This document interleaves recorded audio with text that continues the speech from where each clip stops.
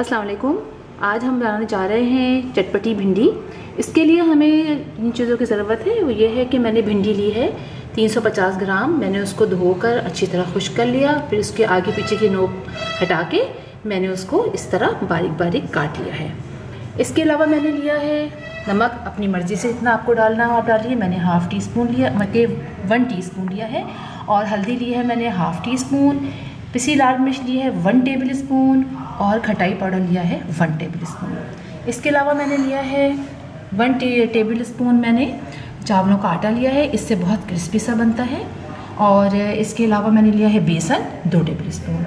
अब हम 1 बाय 1 सब डालते रहेंगे सिवाय नमक के, वरना नमक से फ़ौरन ही ये पानी छोड़ देगा और ये हमारा ख़राब हो जाएगी भिंडी। हम डालते हैं हल्दी डालते हैं, 7 पिसी लाल मिर्च डालते हैं, ये सब डाल देंगे हम। नमक नहीं डालेंगे बस।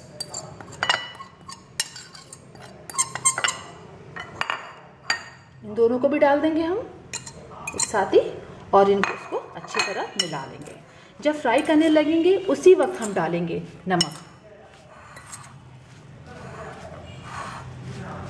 इसको अच्छी तरह मिक्स कर लीजिए।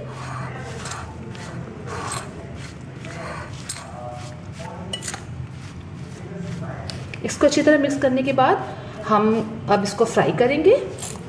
इसको फ़ौरन ही ये तैयार हो जाती है, ज़्यादा देर नहीं लगती इसको बनाने में। अब जो है हम कढ़ाई पे तेल गरम करते हैं और इसको फ्राई करते हैं।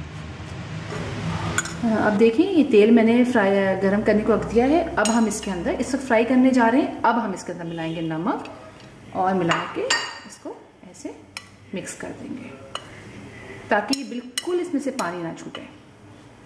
अब ये हमने इसमें अच्छी तरीके से नमक भी सब मिक्स हो गया है, तेल जो है वो अच्छा हो गया। हमें हल्की आंच पे नहीं करना है, वरना भी ये जो है ये जो है कुरकुरी नहीं होगी।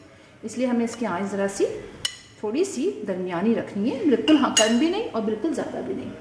अब हम इसको चेक करते हैं एक भिंडी डाल के ये हो रहा है कि नहीं। ये देखिए बिल्कुल हो रहा है। अब हम जो है इसमें बकिया भिंडी भी आहिस्ते से डाल देंगे।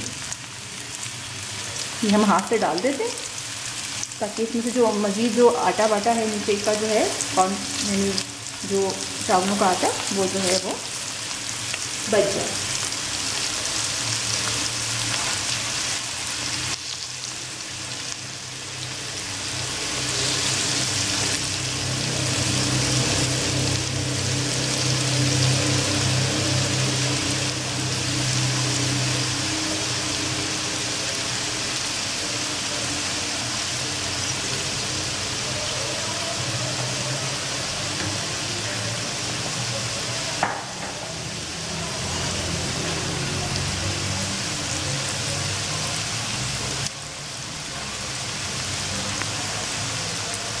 ये देखिए ये बिल्कुल ज़बरदस्त सी फ्राई हो गई हैं भिंडियाँ, बहुत ज़बरदस्त क्रिस्पी सी। अब हम इसको डिश आउट कर लेते हैं।